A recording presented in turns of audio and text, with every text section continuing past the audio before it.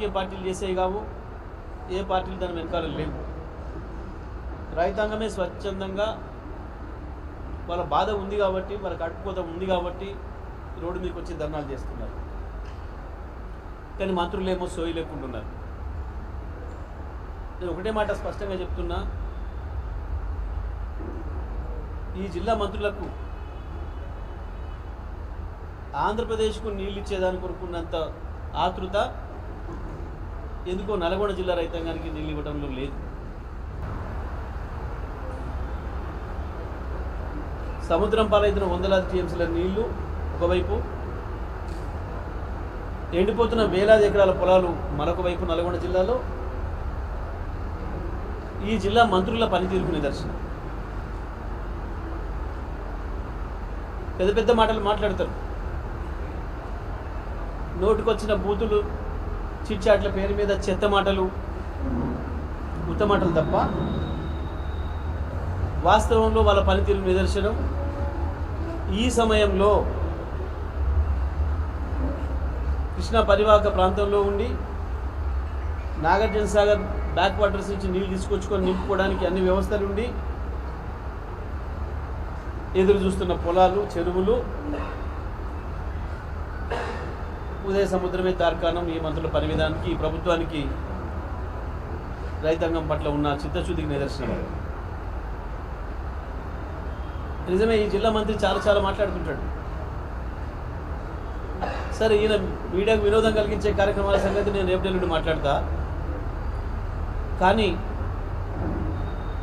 నేను ఇవాళ ఒక్కటే డిమాండ్ చేస్తూ ఉన్నా, వెంటనే నల్గొండ జిల్లాలో ఎదురు చూస్తున్న రైతాంగం, ఏఎంఆర్పి పైన ఎదురు చూస్తున్న రైతాంగం ఎవరైతున్నారో, అది దేవరకొండ కావచ్చు, నాగార్జున సాగర్ కావచ్చు, నల్గొండ కావచ్చు,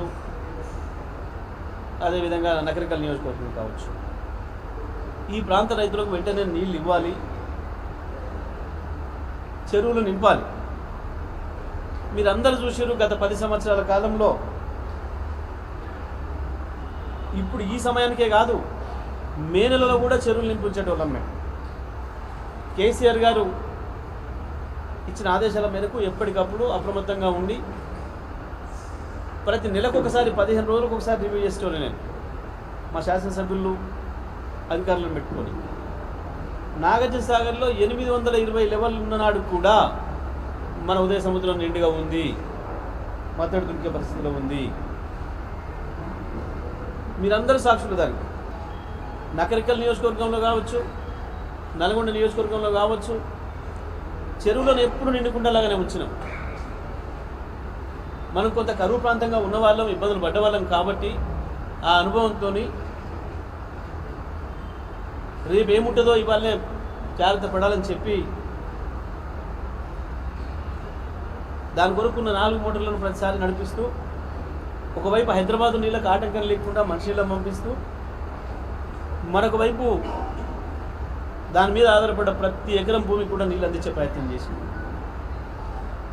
అంతేకాదు 2014కు ముందు నీళ్లు రాని ప్రాంతాలు D25, అది కనగల్ మండలంలో 8 గ్రామాలకు, D26 కనగల్లోనే 3 గ్రామాలకు, D27, 28 కనగల్లోనే, D29 నల్గొండ కనగల్ 2 నియోజకవర్గాలకు కలిపి, 2 మండలాలకు కలిపి దాదాపు 5,000 ఎకరాలకు, D31, 32, 33, 34, 37, 39, 40 తిప్పర్తి మండలంలో దాదాపు 25,000 ఎకరాలు, కనగల్లో దాదాపు 10,000 ఎకరాలకు పైన, నల్గొండలో దాదాపు 20,000 ఎకరాలు, మొత్తం దాదాపుగా 57-58,000 ఎకరాలు, 60,000 ఎకరాలు ప్రత్యక్షంగా పరోక్షంగా టీఆర్ఎస్ ప్రభుత్వం వచ్చిన తర్వాతనే కేసీఆర్ గారి డైరెక్షన్లో చివరి భూమిలోకి నీళ్ళు అందించడం మన కర్తవ్యమని చెప్పి ఇంచు భూమిని తడిపినం. అంతకుముందు కాంగ్రెస్ ప్రభుత్వం ఏ ఒక్కరోజు ఇవ్వని పొలాలకు కూడా నీళ్ళు ఇచ్చినాం. అది ఇందుగుల కావచ్చు, అది సర్వారం కావచ్చు, అది మామిడాల కావచ్చు, చివరి ప్రాంతాలకు కూడా నీళ్ళు ఇచ్చిన ముషంపల్లితో సహా అనేక గ్రామాలు. ఇవాళ రైతాంగాన్ని మీరు వెళ్ళి అడిగినా చెప్తారు. ఆ గ్రామాలలో వరుసగా 8 ఏళ్ళు నీళ్ళు ఇచ్చినాం. కానీ దురదృష్టం ఏంటంటే ఆనాడు ఉన్నది కాంగ్రెసే నీళ్ళు ఇవ్వకుండా మళ్ళీ ఇవాళ కాంగ్రెస్ ప్రభుత్వం వచ్చిన తర్వాత కోమటిరెడ్డి వెంకటరెడ్డి ఎమ్మెల్యే మంత్రి తర్వాతనే మళ్ళీ ఆ పొలాలు ఎండిపోతూ ఉన్నాయి, ఎదురు చూస్తూ ఉన్నాయి నీళ్ళ కొరకు.